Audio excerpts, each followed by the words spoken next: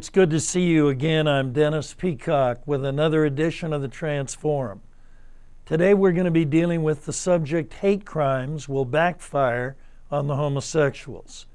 Usually the homosexual community, in my opinion, has been incredibly wise and strategic in the way that they have pushed their agenda in the culture for the last 20, 30 years. But every now and again they make a significant mistake, and I think the current hate crimes bill that has been attached as a rider to a House defense package bill could well prove to be exactly that. We're dealing here with the larger question of how do we have values that promote individual freedom but nevertheless create national unity or cultural unity. Now, the principle behind this is that special rights usually create resentment by everyone else not considered special.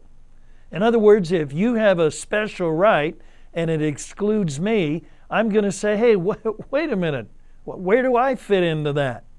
And what makes gay people special? Are they more special than heterosexuals? Are they more special than single people that are not sexual at all? Are they more special than older people who are not sexual at all? What makes somebody special?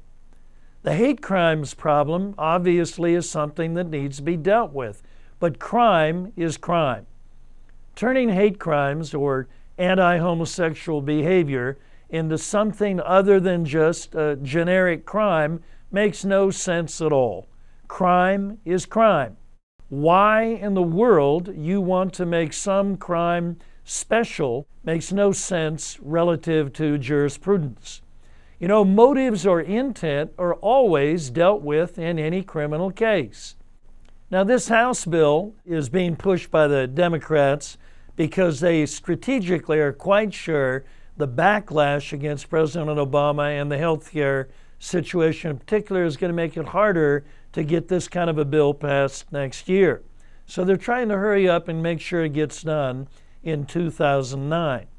But it has, obvious limitations and concerns. For example, is it a hate crime to teach what the Bible teaches about homosexuality? When is it a crime? When does it cross over into free speech or prohibition of religion? This is one of the great issues. Now, the FBI said last year there were about 8,000 reported crimes relative to what we might call hate crimes. At least 50% of them dealt with racial issues. Another 18% dealt with religious bigotry, and only about 16% they felt dealt with sexual orientation. I think it's a major, major strategic error for the homosexual community to be pushing hate crimes. Crime is crime.